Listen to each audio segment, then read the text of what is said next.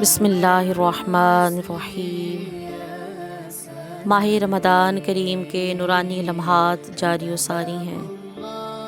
اللہ کریم ہمیں اس ماہ رمضان کریم میں اپنے خاص الخاص فضل و کرم عطا فرمائے اور روزے کو اس کی حقیقت کے ساتھ رکھنے کی توفیق عطا فرمائے۔ روزہ کو اگر پورے احکام اور آداب کے ساتھ اگر اس کو پورا کیا جائے تو بلا شبہ گناہوں سے محفوظ رہنا آسان ہو جاتا ہے۔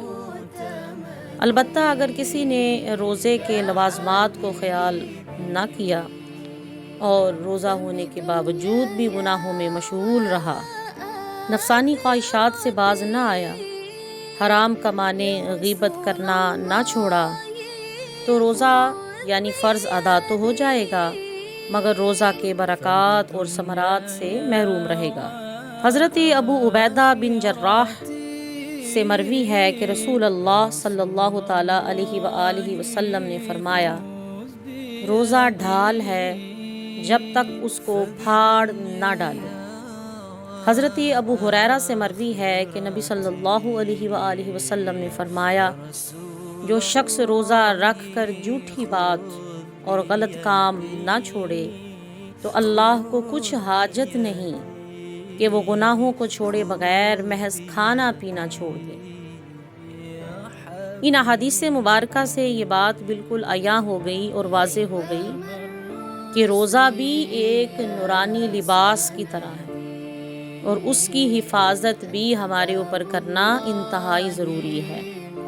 محض صرف بھوکا پیاسا رہنا ہی روزہ نہیں ہے بلکہ اس نورانی لباس، اس ڈھال کی حفاظت بھی ضروری ہے، اور اس ڈال کی حفاظت اسی صورت ہو سکتی ہے جب روزے میں گناہ چھوڑ دیے جائے، روزے میں حقیقی معنی میں اللہ کی طرف رجوع کیا جائے، جھوٹی بات چھوڑی جائے، غلط کام چھوڑا جائے، گناہوں کو چھوڑا جائے، وہی روزہ آپ کو حقیقی معنی میں برکات عطا کر سکتا ہے۔ محض صرف کھانا پینا اور جنسی تعلقات چھوڑ دینا، اس سے روزہ کامل نہیں ہوتا جب تک تمام فواحشات، منکرات اور ہر طرح کے گناہ چھوڑ نہ دیے جائیں۔ یہ باتیں جو آپ کی خدمت میں عرض کی جا رہی ہیں، ان کو پیش نظر رکھیے گا۔ روزہ دار روزہ رکھ کر جھوٹ، غیبت، چغلی اور بد کلامی سے بچیں۔ آنکھ کو ہر گناہ سے بچائیں، ہر مکروہ چیز سے۔ آنکھوں کی بہت حفاظت کریں۔ آپ اپنی آنکھوں کی جتنی حفاظت کریں گی انشاءاللہ روزہ اتنے ہی ثمرات آپ کو عطا کرے گا۔ ہمہ وقت اللہ کی یاد میں مشغول رہیں اور روزہ رکھ کے یاد الہی سے غافل نہ ہوں۔ ماہ رمضان کریم میں روزے کا مقصد نیند کو کم کرنا ہے، لہٰذا اس رمضان کریم میں اپنی نیند کو کم کریں اللہ کی رضا کے لیے۔ کھانا کم کریں، کلام کم کریں، ہر وہ چیز جو آپ کو اللہ سے دور کر رہی ہے اس کو کم سے کم تر کرتے چلے جائیں۔ اپنے کانوں کو ضرور بچائیں ہر ناجائز آواز سننے سے، غیبت سننے سے منع کریں ورنہ وہاں سے اٹھ جائیں۔ حدیث میں آیا ہے کہ غیبت کرنے والا اور سننے والا دونوں ہی گناہ میں شریک ہوتے ہیں۔ افطار کے وقت اتنا نہ کھائیں کہ پیٹ پھول جائے اور آپ کو تراویح کے لیے اور نماز میں تکلیف کا سامنا کرنا پڑے۔ بقدر ضرورت اعتدال کے ساتھ ہی کھائیں اور عمدہ کھائیں اور تھوڑا کھائیں۔ خاص طور پہ افطار کے وقت اس رمضان کریم میں آپ کے دل کی کیفیت کیسی ہونی چاہیے؟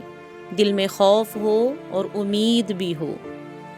خوف اس بات کا ہو کہ نامعلوم روزہ قبول ہوا ہے کہ نہیں، اور امید یہ ہو کہ اللہ تعالیٰ رب العالمین ہے، ارحم الراحمین ہے، غفور الرحیم ہے، وہ انشاءاللہ اپنی رحمت سے روزہ کو قبول فرمائے گا۔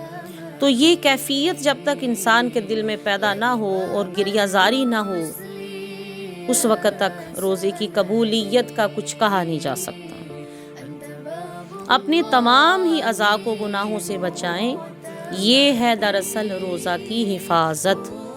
اس طریقوں کے مطابق اگر آپ انشاءاللہ اس سال ماہ رمضان کریم سب گزاریں گے تو اللہ کے فضل و کرم سے کثیر کثیر کثیر برکات کثیرہ انشاءاللہ زندگی میں نصیب ہوں گی۔